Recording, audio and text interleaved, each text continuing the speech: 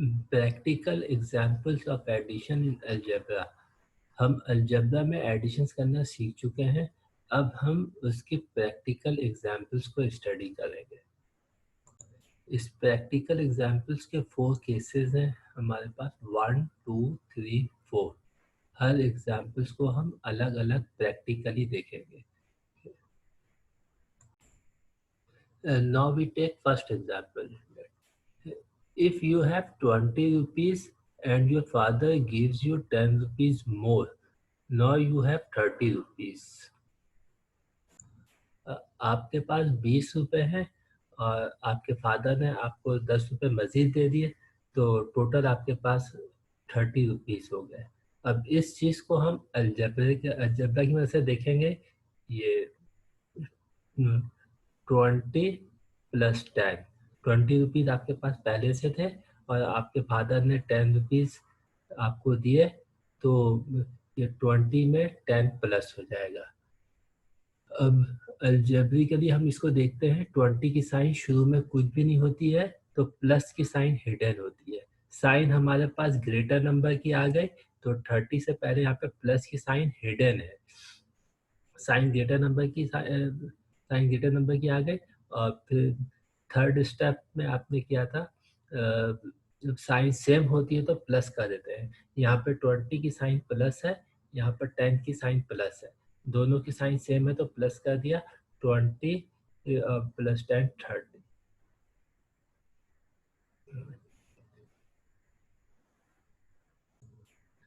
Now we take second example.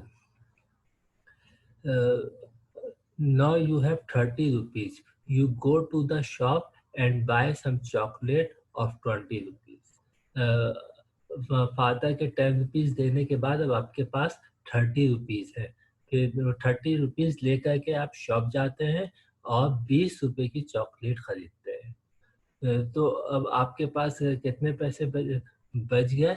वो 30 rupees आपने दुकानदार को दिए और 20 रुपीज़ की चॉकलेट थी, तो 10 रुपीज़ आपके पास बच गए।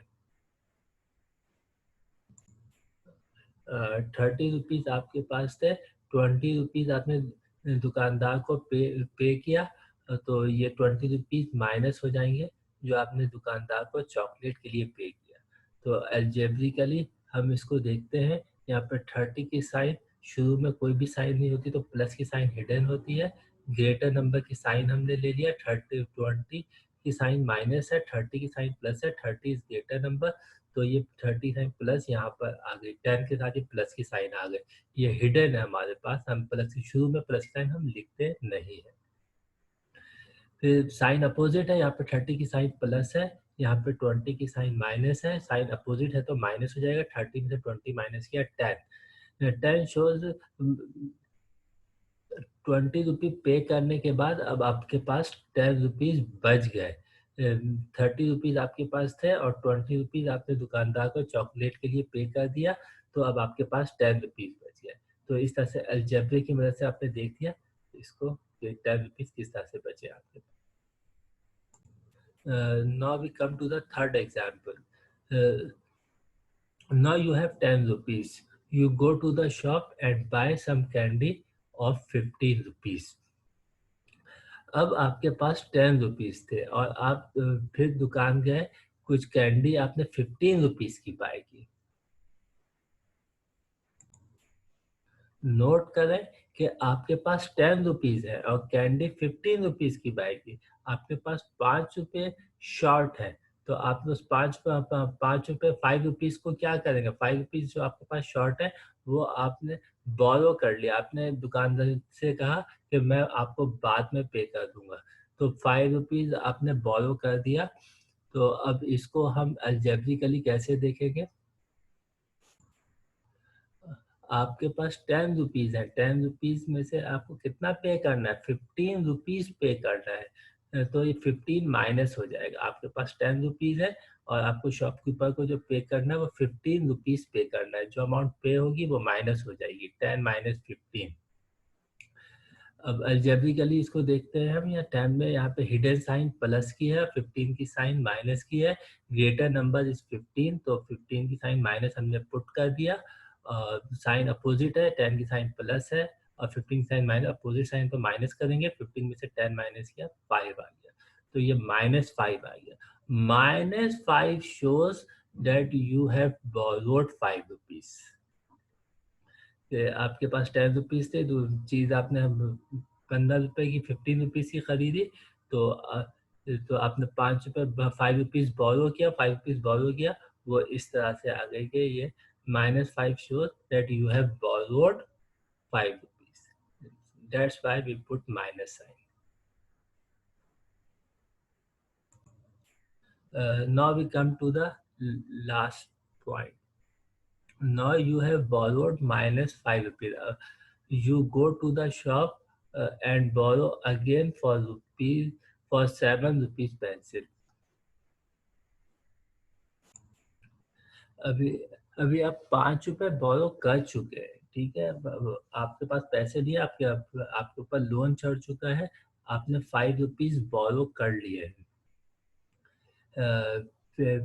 फिर आपको किसी चीज़ की ज़रूरत महसूस हुई, आपको पेंसिल, लेट्स सपोज आपको पेंसिल की ज़रूरत महसूस हुई, आप शॉपकीपर के पास गए और 7 रुपीज़ की पेंसिल बाय की और फिर उससे कमिटमेंट कर लिया, उससे एक प्रॉमिस कर लिया आपने कि आपके शाम में आपके फादर आएंगे तो आप उनको पे बैक कर देंगे, आप उनको लोन पे बैक कर देंगे।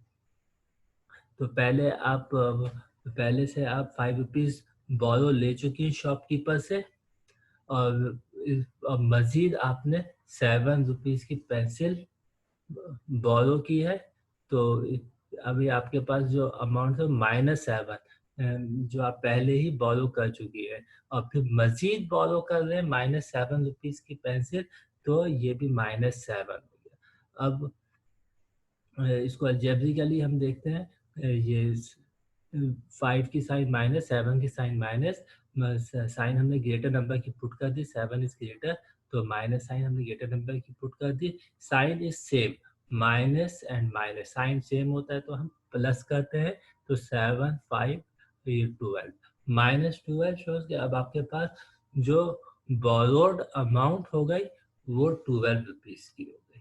आपके पहले ही आप बोरो कर चुकी थी 5 रुपीज़, फिर मज़ीद आपने बोरो किया 7 रुपीज़ को, तो -5 में से ये -7 जो जितने की आपने पेंसिल बाय की है, फिर 7 उसको माइनस कर दें। तो इस तरह से ये -12, ये पहले से आपने बोरो किया हुआ था 5 रुपीज़ और फिर पेंसिल भी आपने बोरो की 7 रुपीज़ की, तो -5 -7 दैट इज़ -12। ये borrowing amount -12 shows the borrowing amount।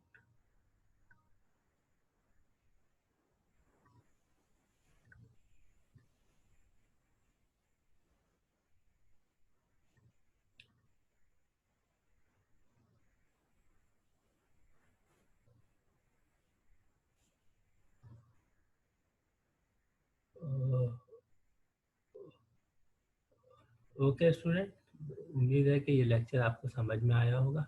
ये प्रैक्टिकल एग्जाम्पल्स थे एडिशन रूल्स की अलजेब्रा में।